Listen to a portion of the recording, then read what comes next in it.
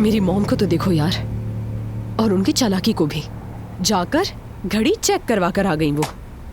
मैं भी ये सुनकर बहुत हैरान हूँ। सुमैया आंटी तो जासूस निकल आई यार।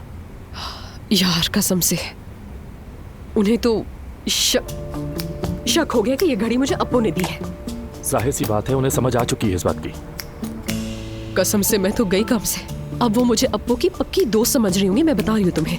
उफ, कौन जाने उनके दिमाग में क्या चल रहा होगा इस वक्त। वैसे मुझे इस बात की समझ नहीं आ रही कि तुमने उन्हें घड़ी दिखाई ही क्यों। अरे यार मैंने जानबूझकर नहीं दिखाई उन्हें। वो ज़ैनब की उम्र वाला मामला हो गया था तो मैं भागती भागती घर चली गई और मैंने हाथ में घड़ी पहनी थी उस वक्त। खैर अब तुम्हारा झूठ बेनकाब हो चुका है। चलो अब मैं निकलता हूँ, मुझे एक सप्लायर के पास जाना है। अपडेट करती रहना, ठीक है? बात करेंगे, ख्याल रखना अपना। हाँ ठीक है।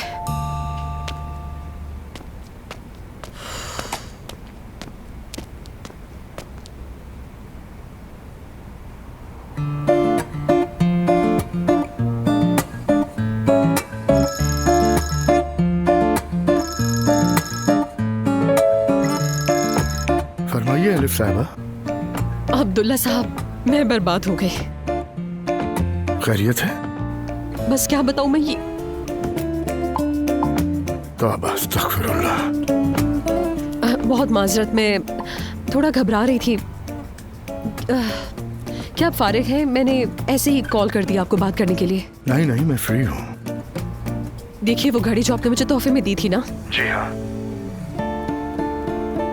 क्या आप अगर फारिग हैं तो मैं थोड़ी देर के लिए आ जाऊं आपके ऑफिस? जी आ जाए, मैं ऑफिस में हूँ। बहुत शुक्रिया, बहुत माजरत, यानी घबराहट में हाथ पांव फूल गए थे मेरे, बस इसीलिए। मैं बस आधे घंटे में आ रही हूँ, ज्यादा वक्त नहीं लूंगी आपका, ठीक है? ठीक है, मैं वेट कर रहा हूँ।